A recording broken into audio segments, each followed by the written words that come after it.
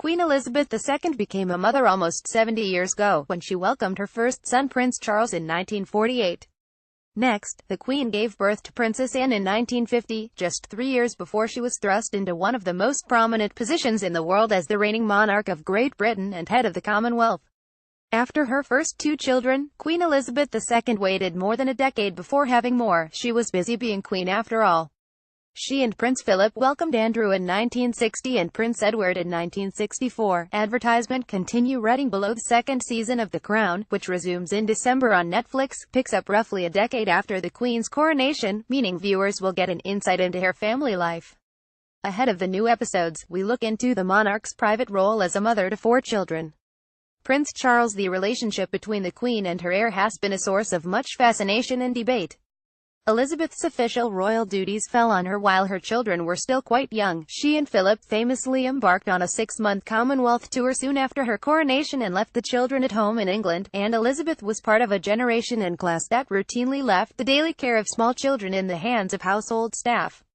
This has led to suggestions that Charles did not form as strong a bond with his mother as he had with nannies and his beloved grandmother. According to historian Robert Lacey, who also served as an advisor for The Crown and is the author of The Crown, the official companion, the Queen believed it was better to leave the children in the care of nannies rather than drag them around the world. She had been brought up in that style herself, after all, with her parents leaving her at home and entrusting her entire schooling to a governess and home tutors, he told Town Country. In his controversial 1994 authorized biography of Prince Charles, Jonathan Dimbleby quotes the Prince of Wales saying it was inevitably the nursery staff who taught him to play, witnessed his first steps, and punished and rewarded him.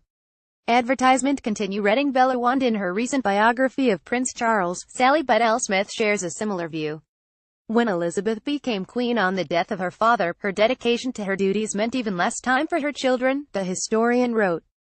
She relied increasingly on her husband to make the major family decisions and she depended on the nannies to supervise the daily lives, adding that the Queen and Duke saw the children after breakfast and tea time but in the manner of the upper class. Neither of them were physically demonstrative. Prince Charles was very close to his grandmother, the Queen Mother, and that she doted on him.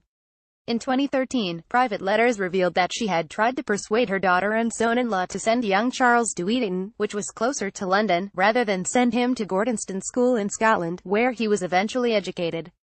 At the Queen Mother's funeral in 2002, Prince Charles delivered an emotional tribute. For me, she meant everything and I had dreaded this moment along with, I know, countless others. Somehow, I never thought it would come. She seemed gloriously unstoppable and, since I was a child, I adored her. Princess Anne, the Queen's only daughter, has publicly opposed the opinion that her mother was not as caring or involved as she perhaps should have been. I simply don't believe there is any evidence whatsoever to suggest that she wasn't caring. It just beggars belief, Anne said during a characteristically sharp-dunked 2002 interview with the BBC to mark the Queen's Golden Jubilee. According to Lacey, Anne grew close to mother as a teenager. Princess Anne and the Princes Andrew and Edward have all made public their disagreement with Charles in his criticism of the parenting they received.